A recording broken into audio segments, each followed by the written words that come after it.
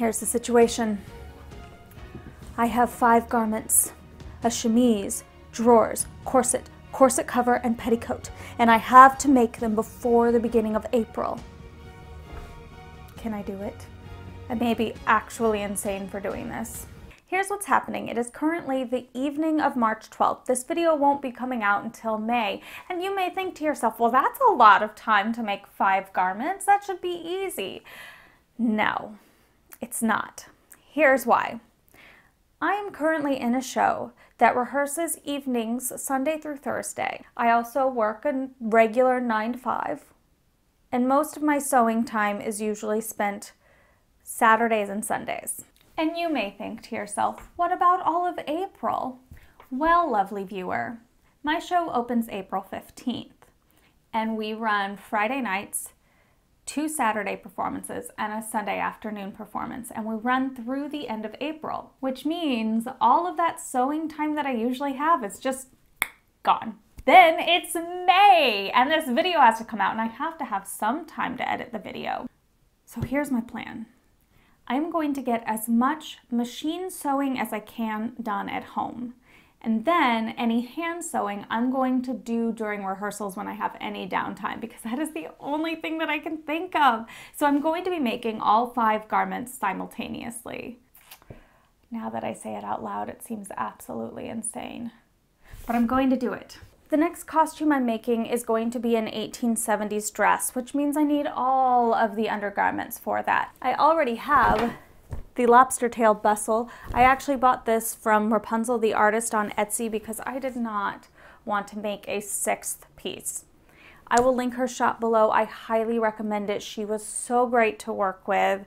She was fast, she was communicative, loved her. For the other pieces, I am using Bella Mae's chemise and corset cover, as well as Truly Victorian's petticoat pattern. For the corset, I am using Redthreaded's 1860s corset. I just went ahead and bought her corset kit, and I still haven't printed out the pattern. For the drawers, I am using Ninonella's drawers pattern, but I didn't pay close enough attention to the paper size I needed, so I have to wait until Monday when the A4 paper I ordered comes in, which, you know, I'm not mad about, because then I'll have A4 paper and that just opens up a whole new world of patterns that I can print. This video is going to have drama, intrigue, and probably a lot of meltdowns. But let's do it! Let's get started on that chemise.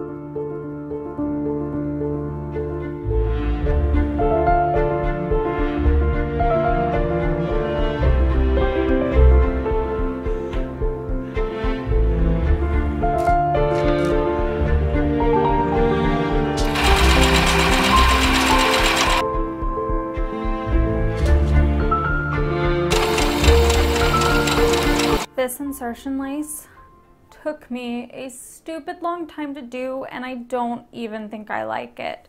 Like, it should be illegal for things to come to points, because like they're so hard to figure out. I had to sew this in like 3 different times, and I don't know if I like it. I've spent all night on this. I have done nothing else, and I'm on a time crunch. Do I just keep trudging on? Or do I just recut it out and just do it super plain and simple? It would be easier to do it just plain and simple. But would it be prettier? I mean, this is prettier, right? I mean, hopefully it's prettier. I don't know. I worry about the integrity of the bottom part of this lace holding up the skirt. What if I just put it together and it falls apart anyways? And then I did all that work for nothing. Let's just move on to the skirt portion and I'll figure it out later.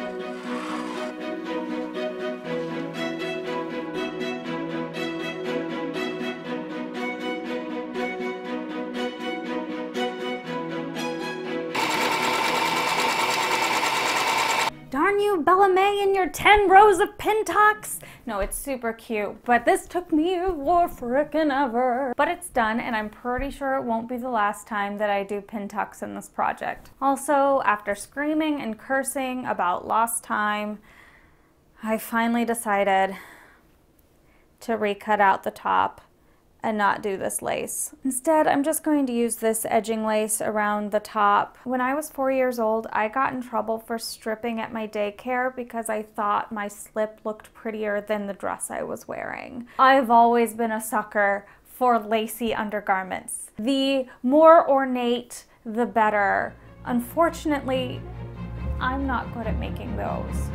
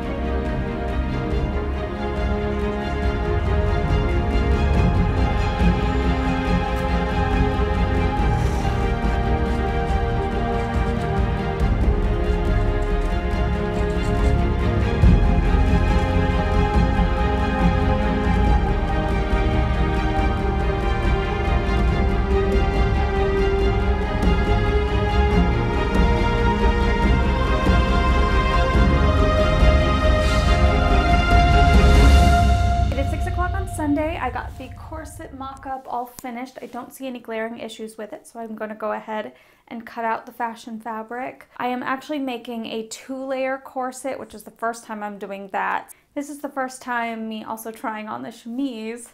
Clearly, the sleeves are too big, so I'm going to take those up just a little bit. I'm going to spend whatever time I have during the week finishing up the chemise and basting all the stitching lines for the corset. And hopefully that means next weekend, whatever time I have, I can finish up the corset and then work on the bloomers and the petticoat and the corset cover. It's a lot. It's feeling good. Feeling good. I am feeling good. If I keep telling myself that, will I eventually feel good? I ended up not having rehearsal on Tuesday, so I was able to get started on the drawers, and I realized I was an idiot when I went to go print this out because it did come in letter-sized paper. So that's what I ended up printing it out on, even though I could have printed it out on A4 paper because I had already bought some. Anyway, when I taped this pattern together, I was confused. This is such a weird shape. How does this end up to be drawers? I can't believe how much I got done this week. Chemise? Completely done. Also, drawers completely done. What? Now, clearly this level of productivity is not sustainable, but I'm pretty impressed with myself. The thing that took me the longest with these drawers was, again, the pin tucks, but this time I had to figure out how to space the pin tucks all by myself. So I started off by marking lines a ½ inch away from each other, and that was just to give me some kind of grid to work with, and then I just started pinning to see what actually looked good. I ended up making little tiny little 1/4 inch pin tucks, and they're about an inch away from each other, and I settled on 5 of them. Another thing, I was going to do hand-worked buttonholes, but then I thought, my little tiny plastic buttons are already anachronistic, so why not just use the sewing machine? I mean, if the Victorians had access to machines that did buttonholes, you better believe they would have used it too. We're not going for complete historical accuracy here. So along with finishing up these undergarments, I was able to cut out my couture layer and my silk layer for my corset. The only reason I am doing 2 layers is because I bought this silk fabric at an antique mall about a year ago, and there was only like a yard and something of it. I think it might be a dupe peony because it is a little slubby, but I bought it for like $12. What else am I going to use just a yard of silk on? So I thought this was the perfect time to use it. I may regret doing such a dark corset because usually I kind of stick to light colored undergarments even in my real life because, you know, they're not going to show through. But I have it, it's a pretty color. I think it's going to work really well. This is going to be my very first 2-layer corset. I'm really kind of nervous about it. I think I have a plan for how I'm going to do it. I think I'm going to baste the front layers together just on the front side here, as well as baste the gores together, and we'll go from there. I'm gonna have to start over. Besides it looking absolutely terrible, the two fabrics got twisted and now there's all this bubbling and stuff. I'm trying really hard to make all the seams on the inside invisible and nice and finished on the inside. That's what I'm trying to do. I don't know if I'm good enough. It's so hard when you've worked all night on something and you just have to like begin again because you're not good enough. I think I'm just tired. I think I'll make myself some tea and just step away and try again tomorrow. Good news, I still have fabric left over, so I can start again. This was just a practice run. It'll be better. I had an epiphany. I realized I am being so silly about this 2-layer corset. What I was trying to do was trap the raw edges on the inside of the corset in between the 2 layers because I didn't want raw edges on the inside. But guys, we already figured out raw edges on the inside with my first corset. Look, no raw edges because the seams are flat felled. Why am I trying to reinvent the wheel?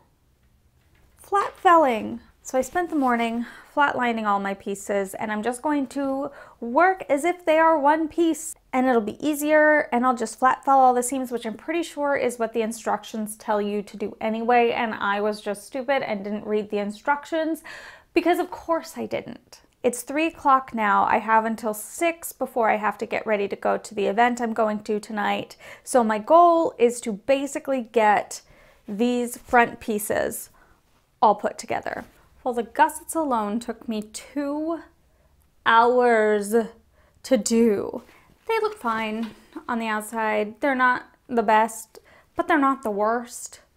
But oh, do they look terrible on the inside. Luckily, no one's going to see the inside and maybe I can clean them up a little bit, but oh, they look gross. Anyway, I'm going to hopefully insert this busk before I have to leave. So I have an hour to insert the busk. You know how last week I was so productive and awesome and amazing? Well, this week was the exact opposite. I got almost nothing done. Sunday I was so exhausted after the event that we went to that I couldn't really do much. I fixed the gussets. They look much better now. I don't know what kind of black magic people are using to get gussets perfect, but I don't possess that magic. My fabric's a little frayed at the points. I don't know how to stop that from happening. On my previous corset with gussets, the gussets were overlapped by this boning channel, so I didn't have to worry about them being perfect because they're hidden. There's no boning channels that overlap this. I'm already planning on doing some flossing to this corset, so I'm just going to add some flossing to the points of these gussets to to reinforce the gussets. I've got the boning channels basted in. I'm using 2 different kinds of boning channels. I've got the boning channels that came with the corset kits, but with the double boning channels, I didn't really like the way that it looked to have the 4 stitching lines instead of just the 3 stitching lines. So I just cut some bias tape out of the coutil and I'm using that for the double boning channels. Maybe I'll get this corset done tonight. I mean, the way this corset is going, really I can expect to maybe get it done by September. I don't think this is going to be my favorite corset I've ever made.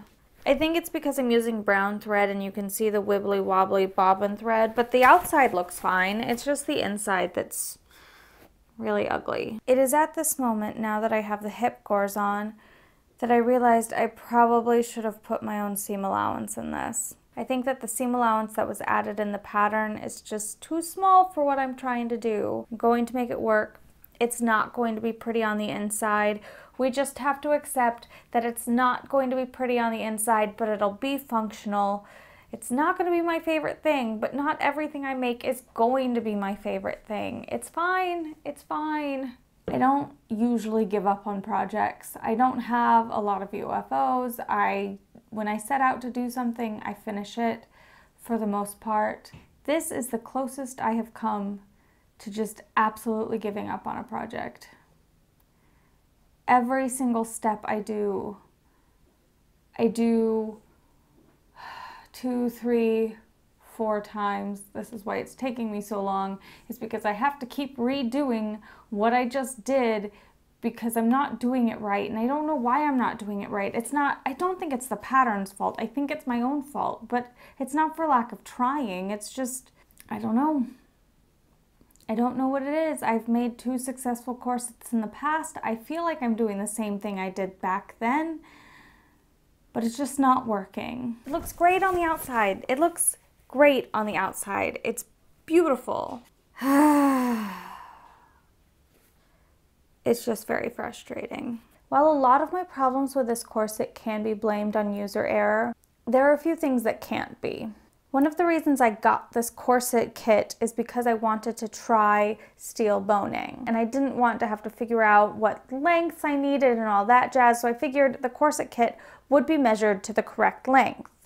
Can you see the problem? This boning channel here is supposed to have a 10-inch spiral steel, and it's too long.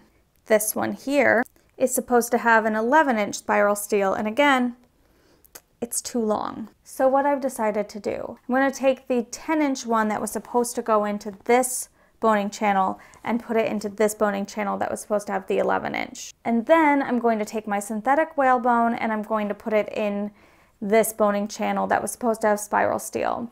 So I'll have 3 different types of boning. I'll have the straight steel, the spiral steel, and the plastic. That's the only thing that I can think of to make it work. Also, these are supposed to be the same size. They're supposed to be 4.5 inches. This one is 4 1/4. This one is 3 7/8. It works. At least they're shorter than longer. Also, I was shocked that there wasn't twill tape in the corset kit for the waist stay. I mean, I had some, but I assumed that would be part of it because it's part of the corset. Also, with the boning channels, you have to cut them exactly the length that you need them and no more, or else you won't have enough. I'm not even sure that you'd have enough if you cut them exactly the right length, because I checked, and if I hadn't used my bias tape for some of the boning channels, I wouldn't have had enough. And I tried to be super conservative about it. I don't want to talk badly about a woman-owned small business, but I'm just really kind of disappointed with this corset kit.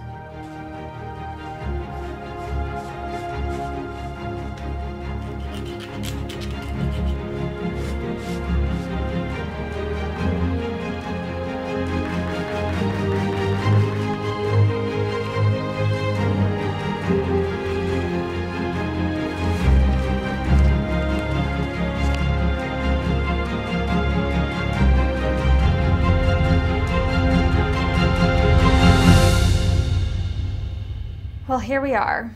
It's April, and if you haven't guessed, I did not make my goal. I only made 3 out of the 5 items. My stockings are just modern day stockings that I cut up, and I tied ribbons around them for garters. Again, we're not going for complete historical accuracy, just what gets the job done.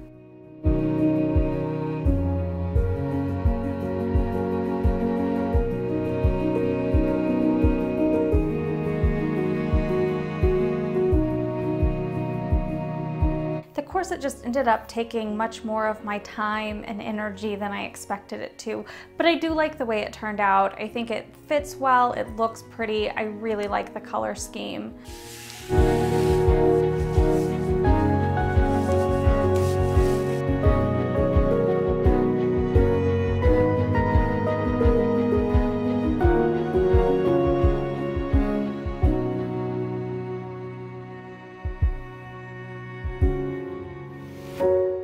I was actually looking at the petticoat pattern and I noticed that it looked very similar to the petticoat that I had made for my Christmas dress.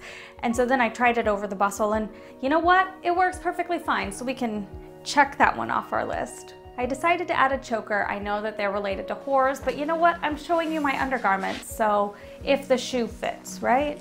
So really all I have left is the corset cover, and I'm just gonna do that off camera in my own time later down the road.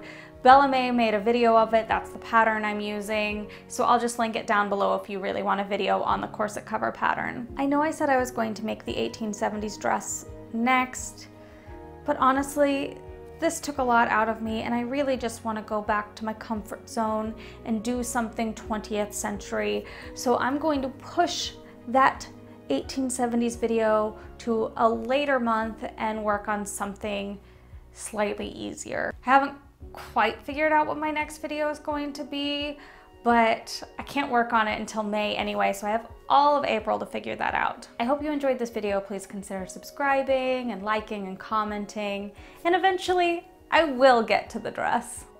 Also, take a look at my hair. It's so cute. I love it. I was afraid that I wasn't going to be able to do 1870s hair because who doesn't look like they have a lot of hair? And I have a lot of hair, just not long hair, but it looks super cute.